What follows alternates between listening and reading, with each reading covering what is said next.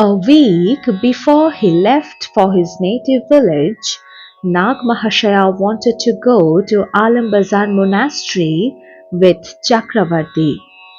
As about 11 in the morning, Chakravarti went to him at Kumotuli. He had not taken his meal till then. He did not wait for it but left with Chakravarti. Fruits and sweets were purchased on the way for offering at the monastery, and they reached the place at about 1:30 in the afternoon. The Swamis had just then finished their meals and were taking their midday rest, the shrine room being closed for the midday. Learning that Nagmahashaya was without food, Swami Ramakrishnananda and Premananda got up in all haste and prepared luchis for him. But Nagmahashaya would not take anything but prasadam. The shrine was opened even at the unusual hour, and food was offered again to the Lord, despite all protestations from Nagmahashaya. When it was served to Nagmahashaya, he began to dance with joy, exclaiming, "Glory to Sri Ramakrishna!" The inviolable rule of the monastery, which had never been relaxed in favor of even princes and nobles, was for the sake of Nagmahashaya now broken by the same Swami Ramakrishnananda, who violently resented the least departure from the regular routine. They left the monastery in the evening. The Holy Mother had presented Nagmahashaya with a piece of cloth which he used to wear on his head when he went to make his purchases for the puja. At the request of a devotee, a white chauri with silver handle was bought for waving before the Divine Mother. He would make his puja purchases from the money he used to get every year from Mrs. Pal's in the way of commission for the salt contract. After finishing the purchases, Nagmahashaya left for his village. A devotee who went to see him off left his umbrella in haste in the compartment where he had kept it while helping him to take in the luggage.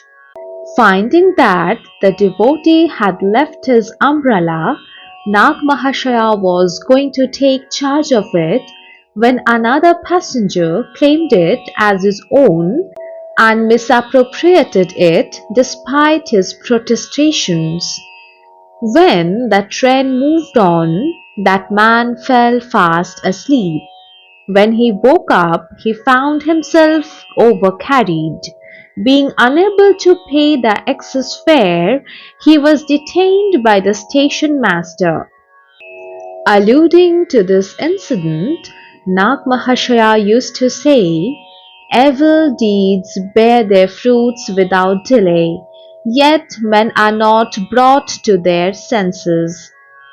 In the same compartment was travelling another man with a courtesan.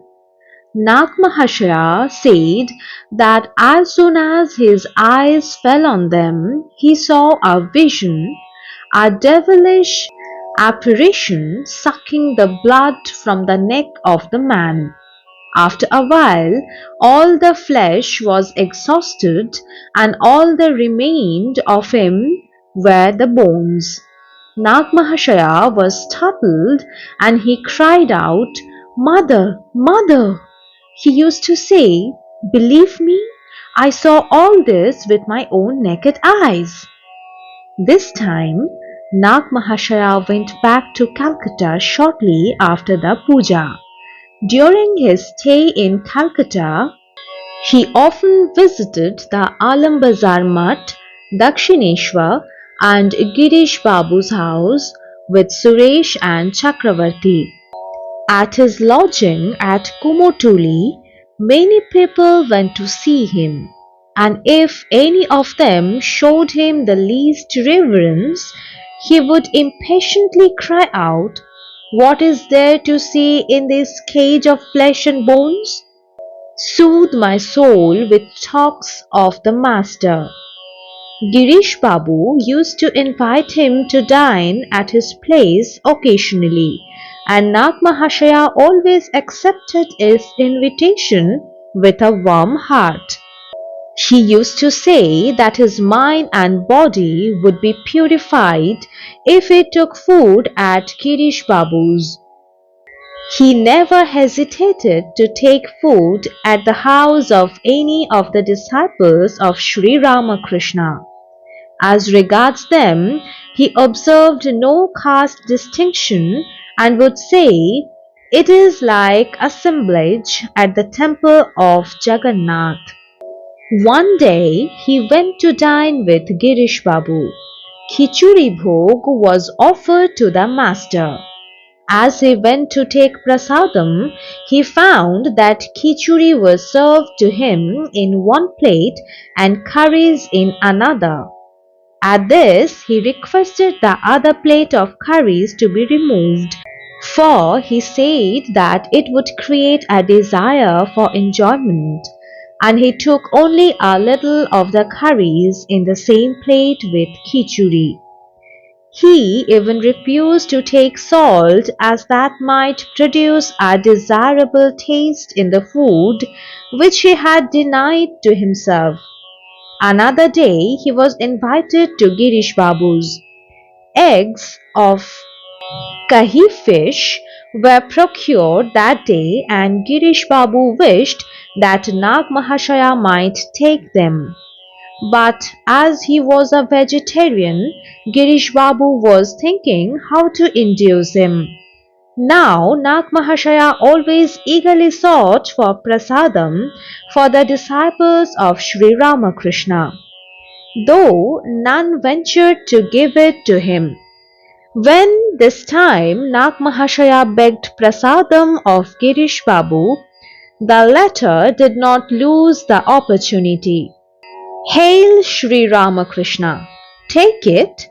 Saying thus, he took the eggs from his own dish and placed them on Nagmahashaya's.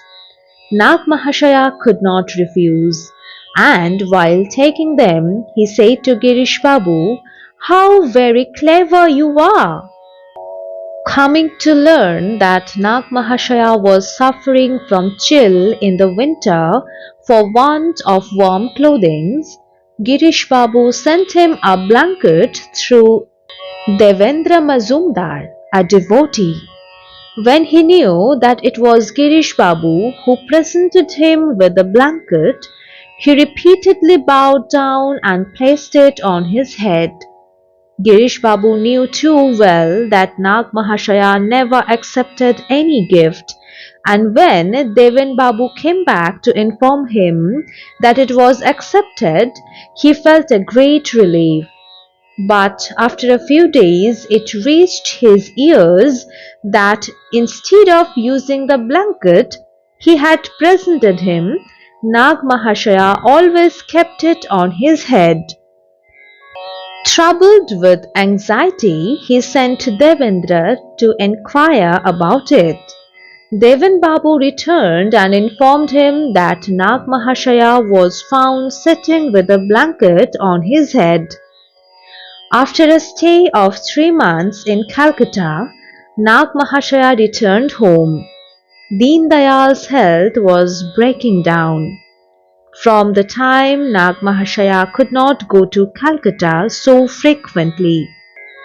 When Swami Vivekananda returned from America for the first time, Chakravarti went to see him.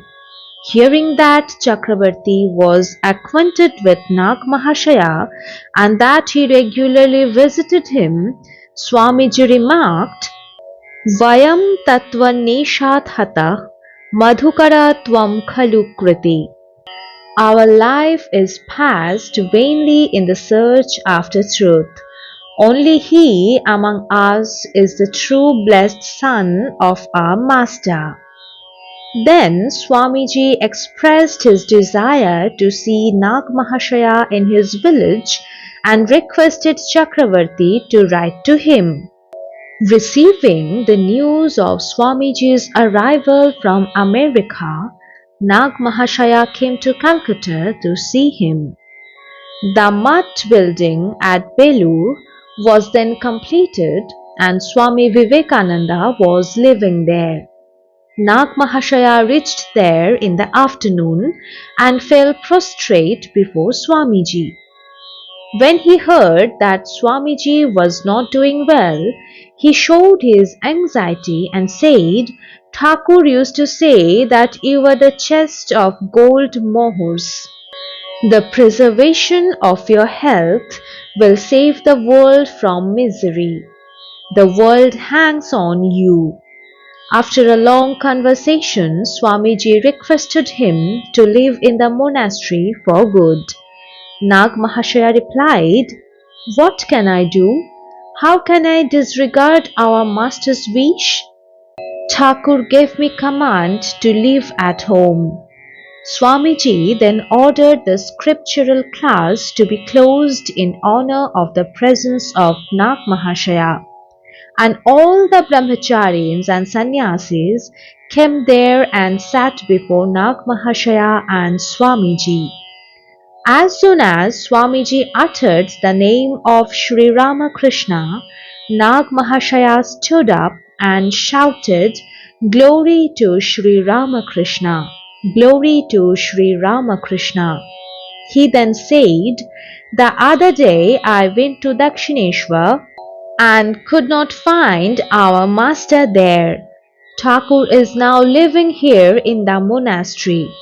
On Swamiji's asking him whether it was proper to establish mats and build temples, Nagmahashaya answered, All these are accomplished at the will of the Lord, and they are for the good of the world and its beings. You must look after your health. The survival of your body will do the world the greatest good. Then Swamiji, addressing the Swamis and Brahmacharis, said, Only by seeing Nagmahashaya one can understand to what spiritual height a man can attain through the grace of the Lord. In self-control and renunciation, he is by far our superior. After a while, Nagmahashaya was taken to the shrine, where he prostrated himself before the altar without getting up for a long time.